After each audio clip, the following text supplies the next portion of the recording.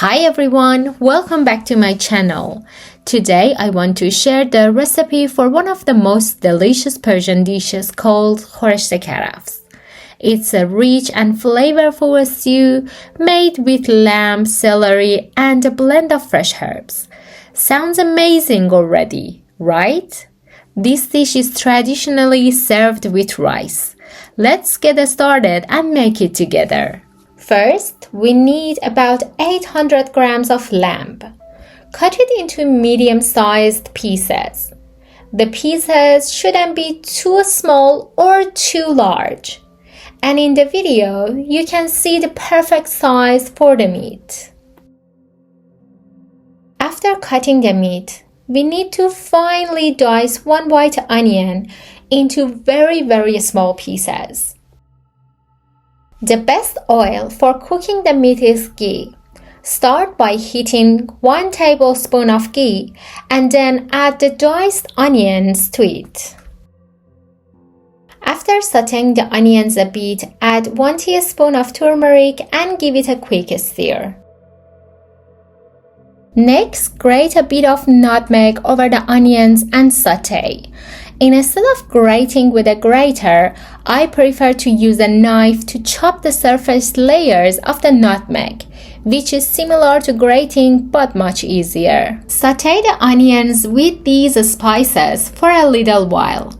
This step helps release the flavors of the spices before adding the meat, so it will absorb the spices better and taste even more delicious. Then add the meat to the mixture and sauté for a bit. After that, grate 3 cloves of garlic over the meat and continue sautéing to let the garlic flavor infuse into the meat.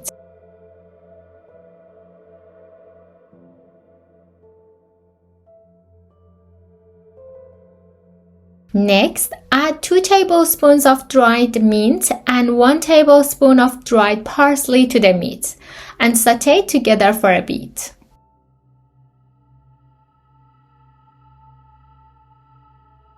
Add 2 large cups of boiling water to the meat mixture. Cover the pot and let it simmer on low heat for about 3 hours, allowing the meat to cook through and become tender. In the meantime, we can prepare the herbs for the stew. For this dish, we need about 250 grams of fresh mint, 250 grams of fresh parsley. Since I couldn't find parsley, I use coriander as a substitute because it has a similar flavor, and about 100 grams of fresh celery leaves. Finally, chop all the herbs together. This step might take a bit more time, but it's important to ensure the herbs are thoroughly and evenly chopped. Next, we need to sauté the chopped herbs. Since the herbs can burn quickly, use 2 tablespoons of ghee and sauté them over medium heat, stirring continuously to ensure they cook evenly without burning. The longer you sauté the herbs, the darker and more flavorful the stew will be in the end. While the herbs are sautéing, grind a bit of black pepper over them. Then add 1 tablespoon of dried mint and 1 tablespoon of dried parsley. Continue sautéing the herbs a bit longer until they darken in color, but be careful not to let them burn. Add the sauté herbs to the meat during the last 40 minutes of cooking. Let it simmer on low heat so the stew thickens and the flavors come together perfectly. The final step is preparing the celery. Cut about 400 grams of celery into medium-sized pieces as shown in the video.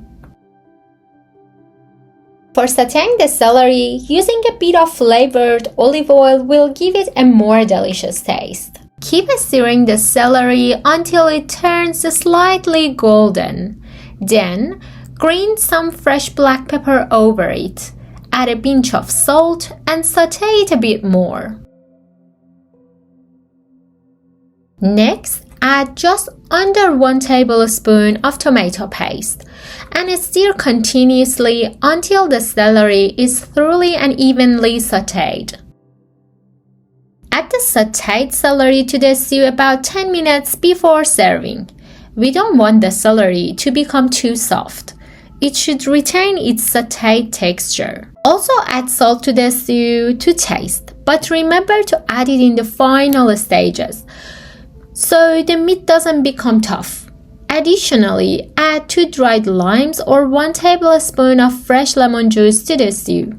After 10 minutes of cooking, the stew is ready to be served. As I mentioned, this dish is served with rice. And just like I said before in the previous video, Iranians use a lot of saffron to garnish and flavor the rice.